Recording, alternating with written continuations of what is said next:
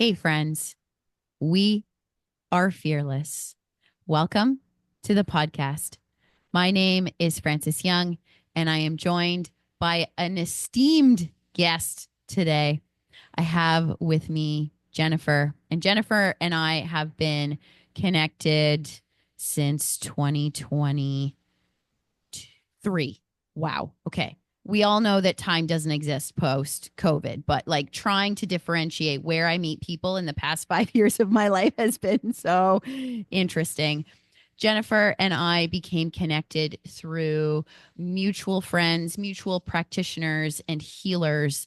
And then I just started working with Jennifer because at the time it felt right. So I have used Jennifer's services. I have watched her grow as a human, as a sister. And I am so happy that she is joining me so that we can have a conversation today. So welcome, Jennifer. Oh, thank you. That was really sweet. I'm going to start crying already. It's Oh, fine. Uh, so Jennifer, I would love for you to tell my audience of the This Fearless Life podcast who you are today, what it feels like to say what Jennifer does in the moment right now. As I can tell everybody that Jennifer is a manifesting generator, and we all know that manifesting generators just do whatever the fuck they want in order to create the fire. Yeah, yeah. Jennifer, I want to know what you do and how you do it. hmm Um, so this feels like reclamation actually to me because what I do is I'm a European shamanic healer. And what that basically means is my ancestors were shamanic healers in Europe. And my entire story, the last 16 years, has led me to get back to that. My grandmother has led me back to that. Um, and so it's felt like an entire reclamation for her and for my ancestors and for me and my children. And so it feels emotional, like I got chills just like saying it. But it's taken me a long time to get to the point to say, like, this is what I do. Um, and how I got there was through actually my own rebirth, which was a near death experience 16 years ago. And then it was me stumbling through healing, figuring my way out through it. And in a very manifesting generator style, I dabbled in everything, every healing modality out there, anything I could get my hands on. I tried everything at least multiple times, and then I would circle back to things and I would drop things and move through things. Like, even when it didn't make sense, I just let my intuition lead me. And so eventually, and I knew this right coming out of my surgeries that I needed to do something with the story. And I knew I was going to try to help other people at some point. But eventually, what I started to weave together was all the services that made the biggest impact for me. So I started as a personal trainer like yourself, and then I went to yoga, and then I fell in love with various meditation techniques, and then I fell in love with energy healing. So I became a Reiki master, and then I fell in love with connecting to spirit, so I became a certified psychic medium. But all of that really was to lead me back into shamanism. And when I found my way to shamanism, it was about 2019, and it blew the gates off of what I thought was possible for myself and my own healing. There was just so much of a deeper connection ancestrally. And even though I was already sort of talking to them, and my grandmother would start to show up, and I just knew that there was more here. And so I just kind of kept going with the like the actual healing of myself, and then decided to dip my toes into the training. And I did it very like one step at a time. Because I was a bit terrified, I think, of it, which makes sense now, looking at the history of my ancestors. So to get here to this point now and to be able to say that, I guess, like maybe for the first time publicly, um, feels kind of cool, like a redemption, I guess. Even though, like, we never fully arrive, I'm still learning and growing and expanding. But yeah, that felt really, really cool to say. Amazing. And when I first, to like say a personal note about me and beginning to do some work with yourself, I've dabbled in many different types of healing myself, whether it's through different types of practitioners that are do different styles of shamanism or Reiki, breath work. We could go down a tangent of different Yeah. things. And when we first started working together now 2 years ago at minimum, I remember you saying that you were more on this path, not quite on a shamanism path, or at least using those modalities to say that this is the way that I present and the way and the type of healing that I work with the clients that are coming to me. So to Hmm. your energy and you're like the almost the fist pump without fist pump Hmm. moment for you is coming from someone who is also so passionate about something that changes every day, and I want to change every day with it, even though I'm a generator, so I'm a completely different energy type. But the moment of it's okay to not always have a specific identity as to how I want Hmm. myself in my business, to my own family, to how I show up when I just wake up that day. So I Hmm. love that reclaimation. I I've actually struggled a lot with identity in my business. Like I've been doing my own business for more than 10 years, and it was always like, okay, well, what's your title? And I'm like, I don't know. But like I have so many things I do and so many things I love. And I think that's what I love about the title of, like stepping into the role of a shamanic practitioner. It does encompass all the things that I've been learning the last 10 years, right? In a way that I can weave it together. And, I've studied with some people then North American shamanism and then obviously now European shamanism. And I guess the way that they differ, as soon as I learned that subtle difference, I was able to be like, oh, okay, that makes sense. Because my ancestors tended to work in the upper realm, and the upper realm generally consists of the Akashic records, right? So it was why I was doing the Akashic records at the time when we met. Um, and my ancestors were seers and they could just naturally see spirit, right? Like they didn't necessarily do plant medicines to have spiritual experiences. They just saw spirit. They were seers. And I was like, oh, that's why I've been doing that too. Like it was a lot of like aha moments when I started to see like this. So it's called Carpathian shamanism. So when I started to learn about that, I was like, oh, like so much made sense of why I always felt like I wasn't quite like I didn't have my title yet. Like I wasn't quite landing in like one role. Maybe we never do, especially as manifesting generators. Or you But add yeah. a Gemini sun that's just like, I can be all of these things all of it all at once and hold it all together. But yet society Hmm. is like, I don't know if you still want to do that because we're still going to condition you to think that you should have an identity in your business. Fuck that. Hmm. Like to Well, and it's so empowering to know like your energy types and your zodiac signs and all of that. To know I'm a Gemini sun, Sagittarius moon, Sagittarius rising couldn't be a more curious combo, a more adventurous, curious, like always learning. And it made sense why I kept kind of going and digging and still do, right?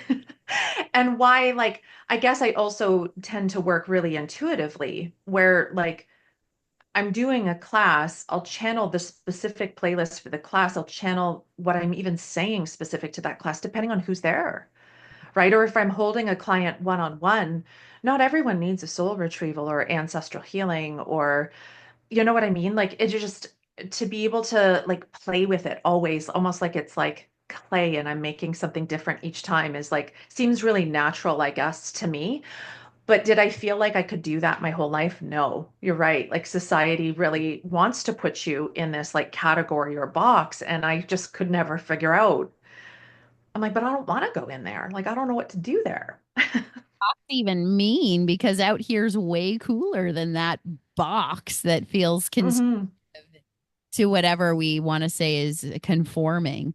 I had Hmm. a particular thought, oh, of just like to say that from what I know of now, also where Jennifer is at in her business, she works one on one with clients, she does group work, but it's all very individualized to either small group or again, one on one. And Hmm. that was something that for me, having worked either in big groups with people or, yes, one on one with certain practitioners, that I really valued and have always valued from your services, Jennifer, of just the Mm. warmth and motheringness as to how it feels to be held in a session by you with all of the modalities that you use for somebody and people that are on some sort of, let's just call it, not even spiritual journey, self-awareness journey is, I think, Yeah. going to go with how I talk about spirituality these days, is that we love to have all of the things given to us. We love a little bit of astrology thrown in there. We love a little Mhm. tarot card pull. We love a little bit, okay, this is what, if my grandmother was present in the session that day, this is what she said. We just She love, said, yeah. yeah, we just love to be high on all of these cool things. And the fact that you know all of those things because you've done all of them Mm. for so long is so great. Yeah. Like it's funny. Like I probably have about 12 certifications in various things. And I'm like, because I think I work this, like for myself, I always wanted to, like on certain days, I might be drawn to do more movement. And on other days, I'm drawn to do more breath and meditation. But there's always an energetic component to it, right? And yeah, I feel like it's interesting because my groups have always maintained a number less than 10. And for a long time, I was like, well, what's going on in my business? Why is that? And then I read this beautiful book called The Power of Eight. And it's about like when eight people come together, what that actually weaves. And I had this aha moment just at the top of this year that, like, I think I'm meant to work in small group. And the reason being is because it is more intimate and it is more personalized when it is smaller. Generally, like it's never an accident who comes together on what nights. Um, but I just think that like the bulk of my clients, when I really look at it, they're highly sensitive people.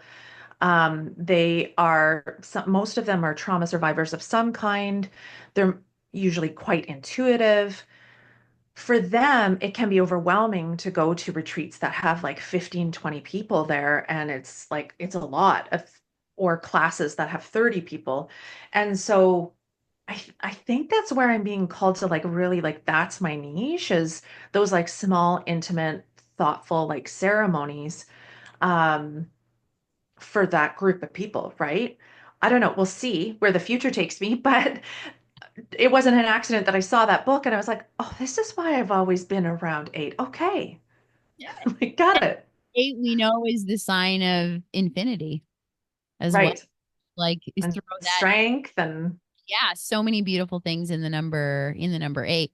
mhm. I want to bring something up to let the audience know that as well. You've got a presentation that you're going to be talking about your story very soon, like literally Mhm. next 2 weeks. So, what are you 2 weeks, doing yeah. exactly on May 3rd? So I'm going to be sharing my story in its fullest within 10 minutes, um, standing on a stage in person, which feels very much again like this reclamation because if my ancestors fled their country to come here, and really kind of hid who they were for quite a long time. And I maybe have been hiding who I have been for a long time. It feels really cool to bust out of the box of the online world and this space and to stand on a stage and share my story. And I don't even know, I do know my grandmother led me to this event because it happens to be in Wilmot Township, which is like where I live. And it happens to be at a church, which is where my story began with my grandmother. And so it just doesn't feel like an accident, right? And there's seven women sharing their stories that day. Um, and they vary. They absolutely vary. It is called mother telling, so it is generally a group of mothers, but um, their stories are also different. But yet, when you hear all of our stories together, there's like common threads between them, which is really interesting. So it's a day of like storytelling and women coming together and probably crying, but also cheering one another on and celebrating one another and just connecting on a really deep level. Like the stories are vulnerable. And I've seen just with working with the group, we've been working together since February. We meet twice a week. The amount of connection that comes from sharing vulnerably has been really beautiful and such a reminder to me to just always be fully me and honest because it does manifest deeper connections with everybody in my life, right? Mhm. Amazing. And I Mhm. know we haven't fully said it, but do you want to do like this cool little like couple minute schnapsness nish? Have I just made a funny sentence? Hilarious. Thank God. Mercury is now out of its retrograde, but honestly, tech has been like weird and speech has been funny all week for Mhm. everybody. We'll get to some astrology stuff that we're going to vibe on for a bit and post this. But do you want to share just a smidgen of the story that you're going to share on May 3rd? Mhm. Yeah, so it's the story of my near-death experience. That's kind of the peak in the middle. But it does also weave my grandmother's story. So we start in a church with her, and we end apparently in a church, it's me standing on the stage with her by my side. So it really is the story of what was my rebirth, which became her reclamation too. Because, as I said, when I started shamanic training, she kept coming forward more and more in ceremonial wear as if to reclaim who she really was. And so that's the story I felt called to share. So yeah. And, it does go into a little bit of the things I did in my healing journey as well and where my heart led me. But Mhm. I feel like in writing it, so much healing came about for me. Like you wouldn't even believe you would believe it, but the weird spiritual synchronicities, yeah, that kept unfolding. Like I felt like I was healing the witch wound for my lineage. I felt like I was healing feeling maybe not good enough or like an imposter syndrome. I healed that like throughout this last like 3 months. It's just been wild. Just by writing the story and then like perfecting it and practicing it and saying it to the group of women, like it's I don't even know what's going to come from me standing there sharing it. Like it just feels really, I don't know, really really cool. And my grandmother's been with me every step of the way, showing up in the most wildest ways. Like yeah, absolutely mind-blowing. Well, we all know she's going to be there with you at the moment, like, the whole time. Hmm. But just she's probably going to be clapping and like cheering you the entire time. Hmm. That's probably what Hmm. happened. Well, and the coolest part of the story is that, like, that's the first thing I said to my husband when I woke up after my near-death experience is like, I'm going to help people with the story one day. And I didn't know how, when, why, and I just kind of kept going. And so I feel like it's almost like a 360 moment to be standing there and actually sharing the story in its entirety. Could it lead to a bigger, longer book? Yes, it could. And I wouldn't put it past me to write that book, but maybe in this lifetime, we'll see. Because there's so much more that I wish I could have put in. That's the tricky part about like, telling a story and trying to keep it under like 11 minutes. And then just bring up the fact. So you're going to do this entire beautiful story in 10 minutes. Holy shit. Yeah. Yeah. Like, so you do cut a lot, you cut a lot. And that's why I'm like, okay, this could be a book. Yeah. It could be actually a wild movie because the story's wild, really. Yeah. Maybe it will. Maybe it'll be both of those things. Who knows? That'd Uh, be great. Manifesting generator energy of, when you're fully in Yeah. your sacral power, drawing all of these synchronicities to you and what your soul desires by it turns into a book and or movie. Why not? Yeah. Well, Yeah, both. always both and more for manifesting generator. Yeah. Go on this vibe, and I think I'll also like pull in astrology at the same time because I have done Jennifer's human design. I have actually done a reading for her back in, it was March, April last year. So us like having come Hmm. free, I was like, maybe there's going to be a healing moment of like going through parts of your design again today for you prior to this beautiful May, June, and the rest of the year that's about to happen. But the interesting piece about your design for me specifically when I look at it is with you being a Gemini sun and manifesting generator energy as a whole is about being and speaking because they have their throat connected in some way to an energy center in their body. Most often, it is the sacral center, guts, sex organs, Yeah. and everything above the root. Yours is directly connected to your throat, and your, most prominent identity, this Gemini sun, is the gift of 20. And 20 is saying the story that happens in the moment as a gift. Hmm. It's the very Gemini talkative moment. There's a bit of enthusiasm involved, but it's just very real. It's very Hmm. to the point. I'm going to get to the deepest depths of darkest secret Yeah. of my Hmm. life in one moment. And because it's identity and how you show up, if we're not doing those things as a manifesting generator and being pulled in all of these beautiful directions that we're meant to be pulled in as the man gen, then it never feels like it's reached, that it's said the things that it's needed to say by the end of the day, or that it hasn't Hmm. expressed its energy alone in a way that feels correct for them. Hmm. And I know at the beginning we've mentioned that Jennifer has done all of these different things as a way to, yes, make money, provide for yourself, your energy, and your family, but that they now have all woven together at this beautiful time to be shown and be talked about on stage, to be like proud of the Hmm. story that you currently still say before the rest of the story like comes into Hmm. play. So this number 20 is what they call on your human design graph your sun gate. And it's the very first number, depending on like what type of graph somebody's looking at. There could be numbers that run down the side of it. And so Jennifer has number 20 is the sun, the very top number on the right Hmm. hand. And it's about the present moment as well.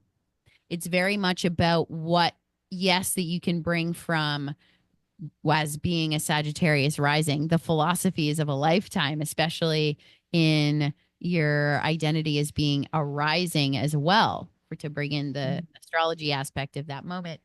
But if the now is not talked about, then your body's like, I don't know what else to do or to say, because if I'm not saying that, then there's nothing for me to say at all. And even your Hmm. work is very much in the now of what is this bringing? What is this person Hmm. in the moment? Even if they've been through hardship and trauma, I have to be present Right. for them of what they need to currently heal, as opposed to thinking about all of the baggage that they could have experienced or that I may need to work on with this client. Hmm. It's pretty interesting because like I'm a channel, right? Like I go into a session, whether that's with multiple people or one person, and I just let it move through me. And I do lose track of time sometimes because it just keeps moving, right? And in a good way, like time will stand still sometimes when I'm also doing this work. Like I can remember the retreat we did back in September. It didn't feel rushed or forced or like time was moving too fast or too slow. It was just like perfection. And I was like, that was the coolest like time bending I think I've ever seen because I had a lot I wanted to do in this like 6 hour day. And it just felt like so expansive. So I do, it's interesting, right? Like, as you know, the Gemini, the Sagittarius, this channel, this got to speak it out. That's essentially what I'm doing, really. So that's kind of cool. Yeah. And one thing that I think to now, like, I feel like talking about your graph and your chart, because I was heavily, even before hopping on our recording of our podcast, looking at the timing of astrology to Mhm. just like moment in time being here for your astrological wheel as well. And there are so many things that are shifting this year for, yes, everybody, because we're all a reflection of what's going on in our Mhm. astrological charts above us. But you have Neptune in your first house. We haven't talked about this at all yet. Mhm. So that's Neptune in Sagittarius. And we now have Neptune in the sign of Aries. Some people will say it's not in Aries, but if we're looking at a birth chart, it is now currently moved into Aries. So for you, it's actually making this beautiful trine now. Neptune in a fire sign is actually something that the people that are on our planet right now, every single human has never experienced this. This was back Yeah. happened in like 17, 1800s, the last time that Neptune was in Aries itself. And making a trine of identity, dreaminess, and philosophy of how you present on a day to day basis as this Sagittarius rising, and the creativity that Neptune in Aries is going to put in your fifth house as a whole. Because to me, just fifth house we know is Leo, but it's just creativity. That's what I think. And childlike energy of Hmm. in I want to say a particular word, but it's not going to come out right. So, intuition as well, just intuitively Yeah. create the next like chapter of your life is I think Hmm. going to be a welcome to this Neptune in Pisces that has been in your fourth house of home, of illusion, of the kind of like depths of Neptune being stuck there for so long, just as like when is the fog gonna lift Lift. Yeah. from how we relate to everything to do with our family. Hmm. Hmm. But the next biggest things that I was like so excited to talk to you about when I realized what was going on in your astrological chart and relating it to your human design, and it's something I've been deeply going through as well, is two things. First thing is December to literally today, when we actually physically record this on April 17th, depending on where you look, Mars enters Leo finally from having some retrograde period through Cancer from December all the way up until it came out of retrograde a little while, but now it's like it's going to ingress into a different sign, especially a fire sign. It'll make a change. But 17th, 18th of April, so anybody that has Cancer in a particular place in their astrological birth chart that we could, in this moment, say is just a challenge. I don't even want to say difficult because Cancer is a beautiful sign, and I'm a Cancer rising, so I deeply resonate with any type of Cancer and mother healing vibe as a whole. Hmm. Uh, but your with being a Sagittarius rising, Cancer is your eighth house. And I'm going off of Hmm. whole systems for people that are listening and like, what system are these people using right now? So it's your eighth house. And I love to describe eighth house as a very basic of the inevitables in life, which are death, sex, taxes, and just rebirth and the things that you don't know, the hidden thing Hmm. in life, because eighth house is typically Scorpio. But Yep. having a planet like Mars, and Mars is a planet that likes to move forward, its action, its drive, go through a backwards period in a sign, and specifically for yourself, that's everything to do with home, family. Hmm. It feels like everything has gone topsy turvy on anything to do with Hmm. death, sex, taxes, the inevitables of the hardships that we have to go into our soul in order to Hmm. figure out and deal with. I know that for myself, within my first house, it brought up everything about identity. It brought up everything Hmm. about how I feel about my own family, my emotional capacity with my family, as Cancer is one of the most emotionally intuitive signs. It brought up everything to do with how I want to represent myself to the world. So I had my own issues, Hmm. and it was a lot. Interesting. And anybody that Hmm. I've spoken to, say first house, if they're Cancer rising, if they're also a Cancer, so if they're a Leo rising and it going through their 12th house, if it was someone, say, such as yourself, that it went through their eighth house, it wasn't just them that was affected, it was their entire family that was affected. Yeah. And so now with it about to and moving into Leo for yourself, that is the ninth. Yeah. That is the sign of long term travel. That is the sign of Sagittarius itself. Ninth house is Sagittarius. And Hmm. your Mars is something I haven't said earlier to you, is actually going to make its return because your Mars is Hmm. Leo. And I was like, oh, that's cool. Because a Mars return, I had a Mars return in last August, and it was a reset for me in different ways. Hmm. Cool. So I'm Mhm. like, okay, there's going to be some sort of reset within action and travel and philosophy that comes up for Jennifer. That'd Mhm. be super cool. But then it gets better for Cancer placements wherever our Cancer placement is because the sign of blessings, as well as the planet of Sagittarius, Jupiter, goes into Cancer. And the last time, because this is coming up for me right now, that Jupiter was in Cancer was actually around 2013. And Mhm. I'm not sure why this is coming up right now. So I think we're going to sidebar and come back to it and I'll ask a question about it later. But uh anybody that is on a self-awareness journey right now is feeling the intensity of energy. We don't Mhm. know what to do with ourselves and we're just trying to keep Yeah, grounded amongst all the hecticness. totally. And we know this is kind of like a hole for the collective, but the people are that Mhm. are we're really tapped in, like you and I. We're like, holy shit. Can how much longer can we hang on? Because this is just fucked up. Right. Yeah. Yeah. Entire 16-year journey of being like, holy shit, this is really fucked up. How do I deal with it? Mhm. Jennifer is about to also have everyone, not just her Mars return, but her Jupiter return within like, a 5 month period of them both going within their exact. I'm like, this is going to literally be life changing. Like, I want to be Yeah. the edge of the seat of my voice note being like, so Jennifer, what happens? Yeah. Just wait. Just What cool new reset happened to you this particular and your Jupiter is actually quite close to the ingress of when Jupiter actually enters Cancer.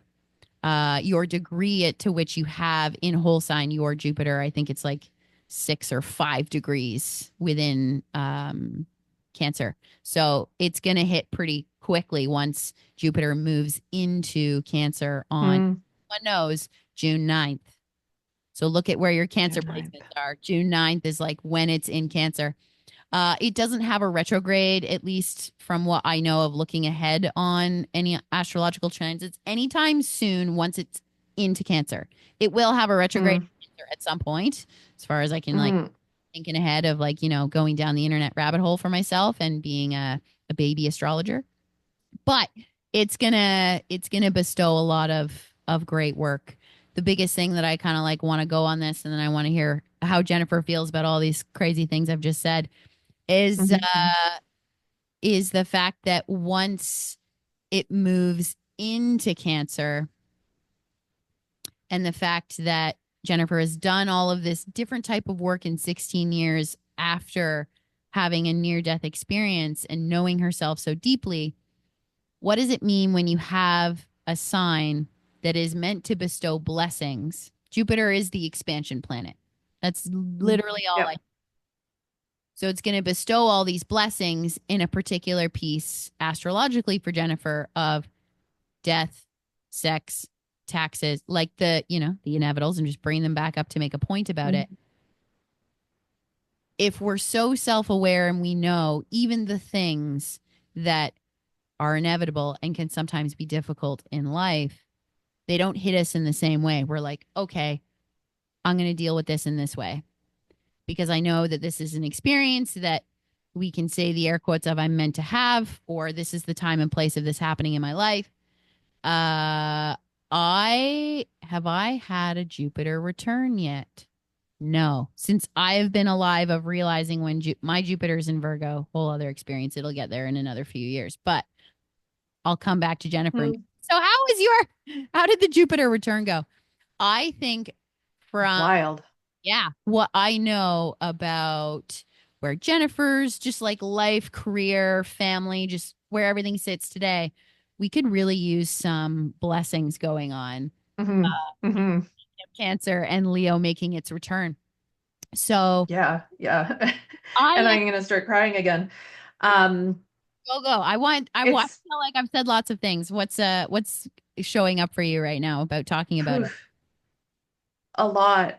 I feel like so at the top of this year, I just knew that there was going to be change, and I don't know what that is yet. I don't do a lot of psychic work. I really try to focus on what would empower a person in the now moment.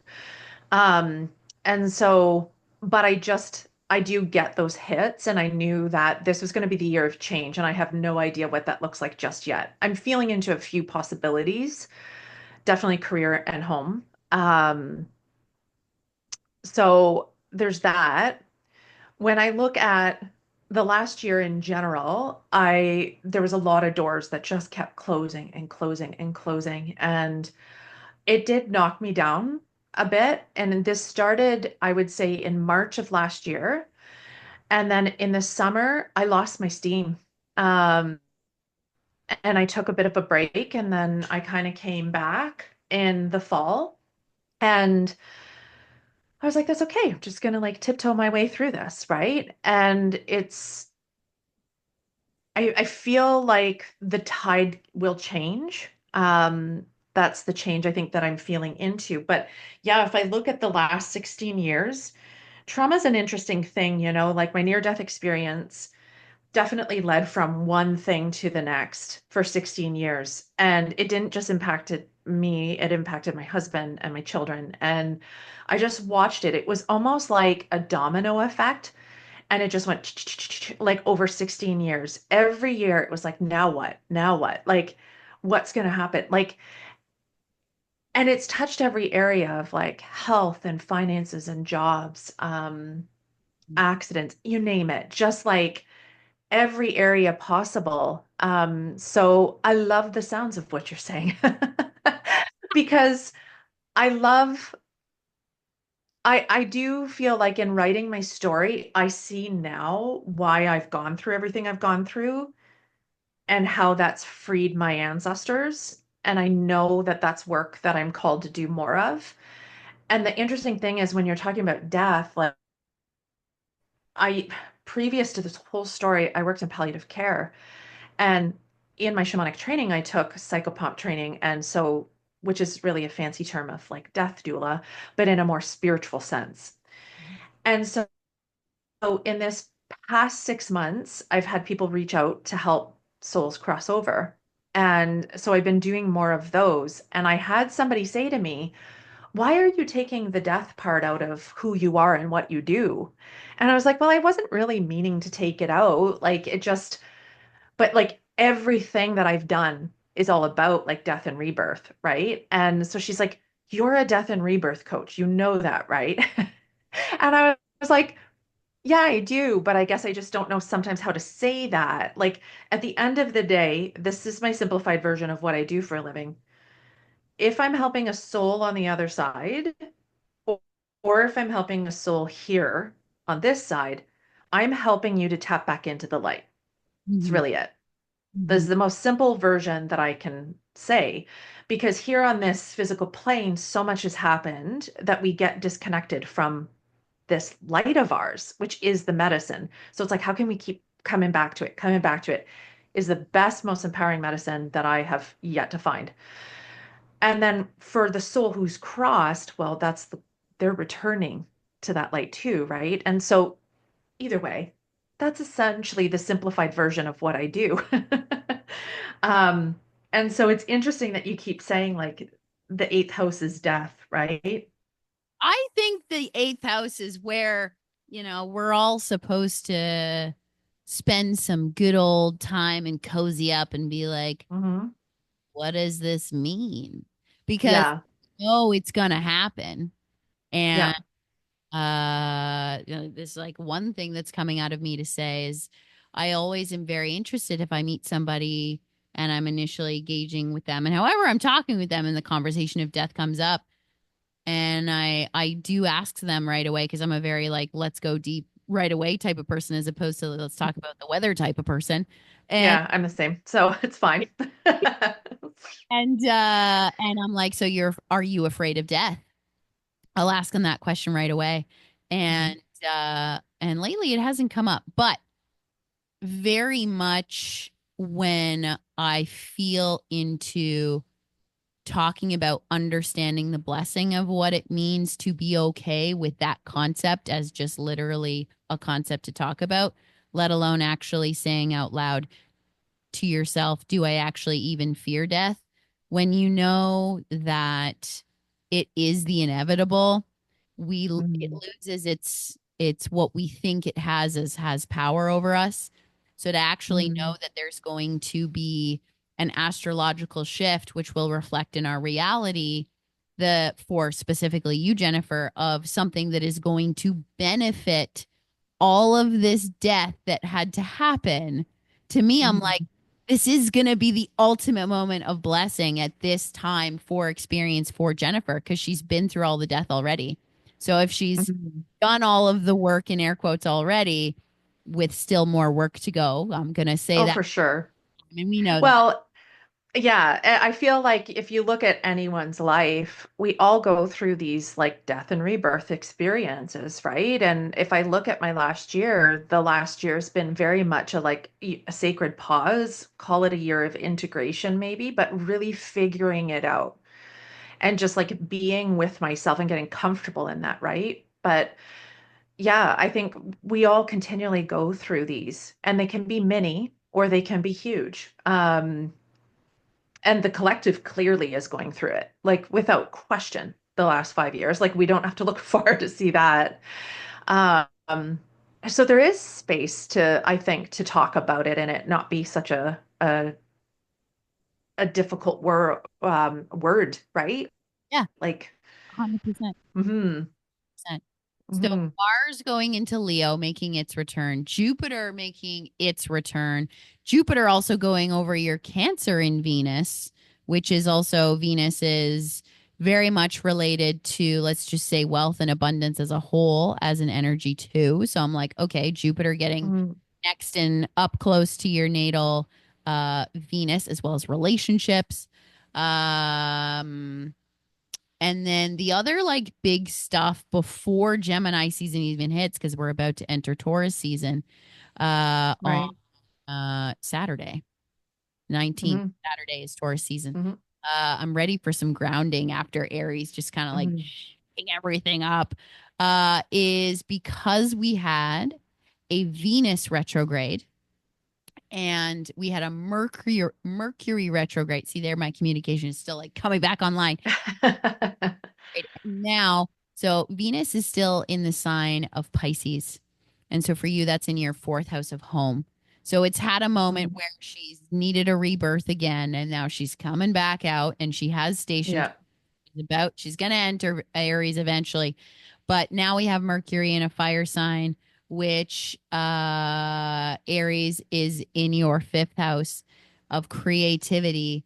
I'm not surprised that while Mercury is still in Aries, you're about to have your talk and be on stage and speak about yourself, and where all of this fire energy is going to ground in Taurus season to like not have a hot second, but just be like, okay, we did the thing.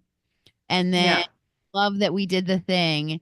And then, after Gemini season and your birthday for, literally the Mm-hmm. roof to be blown off the box of never feeling like all of the things that you've already done. Cause you mentioned it just maybe a few moments ago of now I've started to see a little bit again why I went through all of those things Why?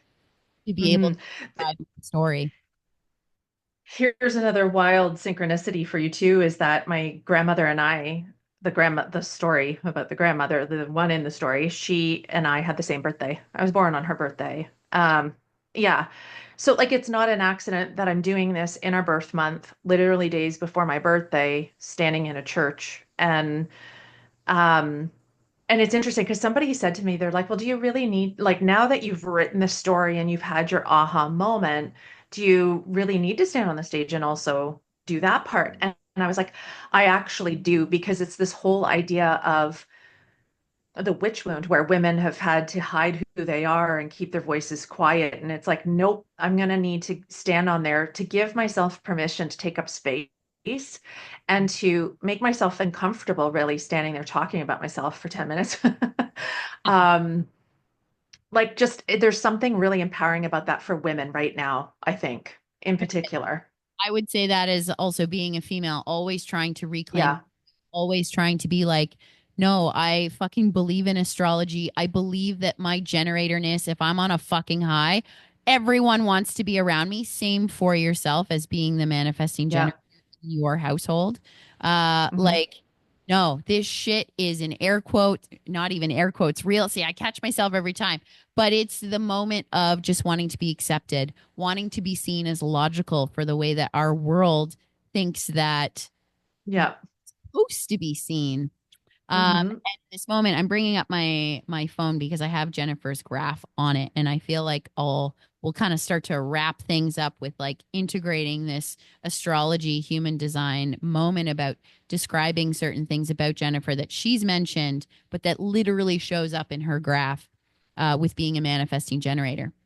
So I've mentioned the fact of number 20 is where the sun is when Jennifer is born. The opposite to that is actually a Sagittarius gift, and it's one that we actually share. So Jennifer and I happen to have gift 34, which gift 34 in human design is related to the 34th number of the I Ching. And this one's all about charisma. Like we just don't know how we do things with this energy and this light about us. We just do whatever we touch and whatever we get excited about. Like when I think about what the word charisma means, it's just this electric piece that you actually can't give somebody. You just Hmm. she's born with it. Like to say the maybe it's Maybelline, maybe she's born with it moment. Yeah, yeah. But that is a major piece of how you speak, of how you show up. Well, and it's really interesting because I also had an aha moment just last night. And it came at a really because of a weird thing. But anyways, a friend of mine purchased me getting my color palette done to see what color palette I land under. And I couldn't believe I knew which one I was likely going to be. And I thought that was who I would be when I was younger because I had darker hair. I've let myself go gray, so I assumed I'm a different color palette now. Nope, it didn't change at all. And so I had this aha moment that I've been wearing all these softer, more muted colors, almost like hiding my light, if you will, or dialing it down. And then there's this color palette that is bold and bright. And it's like my inner child going like, are we ready now? Like reclaim that spark. Like, what are you doing? And so I just had that moment last night and I was actually teary about it this morning thinking like, okay, how do I go back? Like, and I've done a lot of inner child healing and I've reclaimed a lot of different pieces. But I think there's this like spark thing that's like coming up for me, the light thing, like you said. Yeah. And charisma Mhm. is a spark, is a kind of in your face moment. It's definitely not muted. That's for sure. So that's exciting. Right. Like that makes Yeah. I can feel the energy of that for you. Uh for just like other energies that are going on in Jennifer's graph that's very vindicative of how she shows up is that she's got a colored in, so we call it in human design, defined energy of her crown, her ajna, and her throat. Of course, being manifesting generator, that piece is always going on. But one thing Mhm. that I, even in myself as being a reader, how I think about energy, when I see a white triangle or square on someone's graph, that's a place where somebody soaks in something else. They're taking in energy from the rest of Mhm. the world, what's around them, as opposed to definitive and defined energy being like, this is me. And I think it's my own conditioning. It's the conditioning of what I see in the world outside of myself in a spiritual realm is that a sponge of potentially the open centers, if we were to have open centers of the crown and the ajna, that we might be more uh, psychic. We might be more intuitive because we can draw in because of that white spongy center. But Jennifer has it defined. And I love that Jennifer has it defined, even for myself, because I have a defined crown and ajna, and I'm starting to tap into different types of awareness for myself at Mhm. times more lately. And I would say in the past, like, I don't know, month, let's put it that way. But Mhm. I love that she has defined energy here that's very like I'm going to read into this person and know what this thing is while I still very much have my own experience of Mhm. what opinion I have about this, how it feels to me Mhm. in the moment, how I'm able to directly channel it because it's defined energy. It's always Mhm. there. So I think that that's really cool about what Jennifer does and her capabilities, but yet this is also what the graph says. It Mm. doesn't matter whether And center is white or defined to have a capability that you know oh you have. yeah. Well, and I think women in particular, like that's again a part of the story is like we are naturally all intuitive and connected to our grandmothers and the earth. And it's just, I think we're all remembering that now. And it's just a matter of like, there's different types of intuition too, right? And I'm pretty sure I have an open solar plexus or sacral center, one of the two. Um, Center because your sacral's lit mhm, up for like energy as being the manifesting generator, but a G center open is like beautiful because G center openness really loves to identify with a lot of people. And maybe mhm. we're going to go with this. Well, and that's why, so like my main gift, like as a young kid, was clairsentience, which makes sense with that open center, right? Like I could feel things intensely. I could sense, like it is a different type of sense than seeing at first. Um, the seeing was always there too, but then I learned to like dial that back because of fear.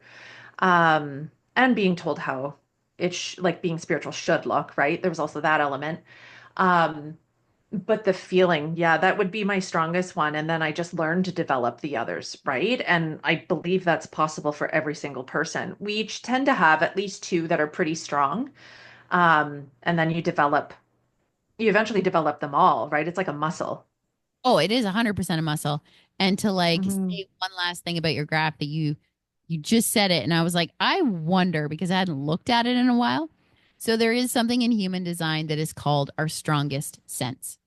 And when we, I feel like this will be a perfect moment to round it up too. When we're living in alignment, when our soul and body feels like we're doing the thing and we're seeing all these cool synchronicities and having light bulbs go off and just like shit feels satisfactory, uh, is in human design. It's literally called your strongest sense.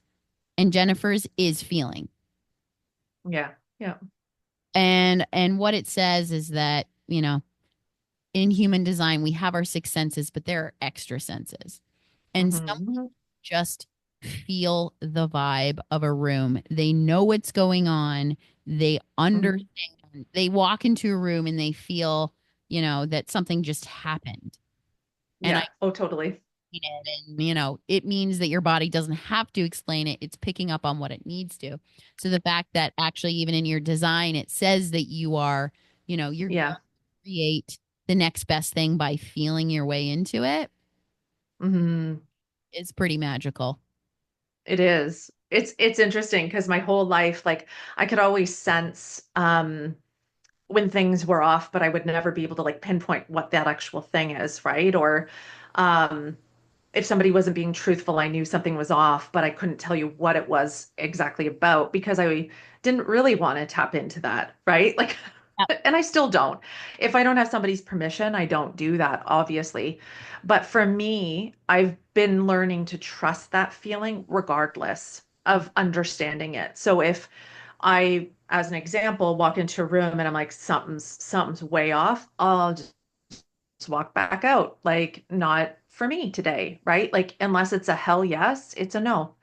And that's been a very difficult thing to learn as a people pleaser, a recovering people pleaser, and also as a quote unquote healer. Like, I'm like, oh, but that's not nice, right? I'm learning to just trust where my energy's saying yep, where it's saying no. And it's only taken 47 years, and it's probably still going to be practice for the next, hopefully 47.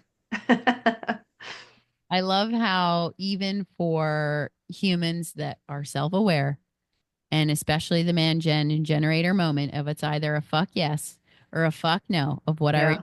intuition is saying is really all we're experimenting with, and we have our own moment Hmm. of allowing ourselves to dive off the cliff, or we're like, okay, I'm not there on that moment yet, but let me see how much more I'll edge closer to it today. Yeah. And when I look at the beginning of my story, I had many signs before my near-death experience that it was going to happen, and I didn't listen or trust them. And I think that's where I'm at now is like, nope, just don't even go into the why, right? Like if if it's saying nope, just be like, okay, cool. Like I don't go into the why of it anymore at all. Sometimes I still do, but It's only human. yeah, I think that's just human. But I just tell my ego where to go, and it's fine. Where I think I'm learning that that's okay to trust that feel instead of even questioning it or doubting it or saying, no, no, no, no, that's like, or trying to figure it out. Like, nope, I don't even want to do that anymore. I have the information I need. Um, yeah.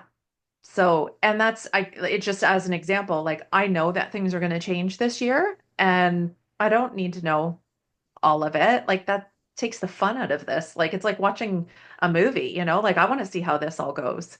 I want to see how Um, it out in my life.